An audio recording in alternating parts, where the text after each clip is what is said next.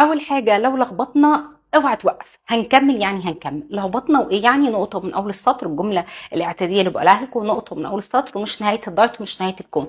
لخبطنا عادي، كلنا تحت ضغط، كلنا تحت ستريس، كلنا بنحتاج ناخد فري، كلنا محتاجين نتبسط مع ولادنا. فاول حاجه لازم تحط في اعتبارك لخبط بس هكمل، لخبط بس مش هوقف. دي اول حاجه. تاني حاجه هنقسم اللخبطه اجزاء.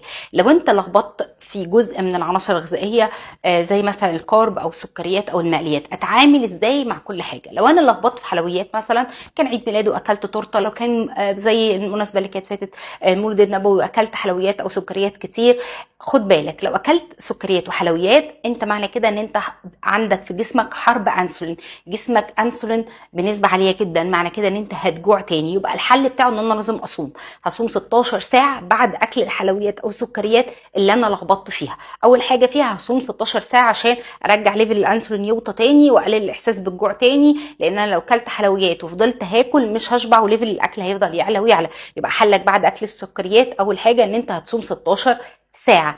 تاني حاجة هتعمل كارديو سريع لمدة ربع ساعة. كارديو سريع يعني جري، نط حبل، رقص، حاجة تخلي الهارت ريت عندك مش منتظم، يعلى بشكل سريع لمدة ربع ساعة بس عشان اخفض مستوى الانسولين تاني. ده تاني استب. تالت استب معايا لو اكلت حلويات او سكريات، ان انا اول وجبة بعد الصيام ب 16 ساعة همنع فيها النشويات والفاكهة برضو عشان ما استفزش الانسولين يتفرز كتير. يبقى 3 حلول لو انت عكيت في السكر او اكلت سكريات كتير. اول حاجة هتصوم 16 ساعة، اول وجبة بعد 16 ساعة هتمنع فيها نشويات وفاكهة. تالت حاجة هعمل كارديو سريع لمدة ربع ساعة اعلي فيها الهارت ريت، فاخلي جسمي يضطر ان هو يخفض السكر ويخفض بالتالي الانسولين.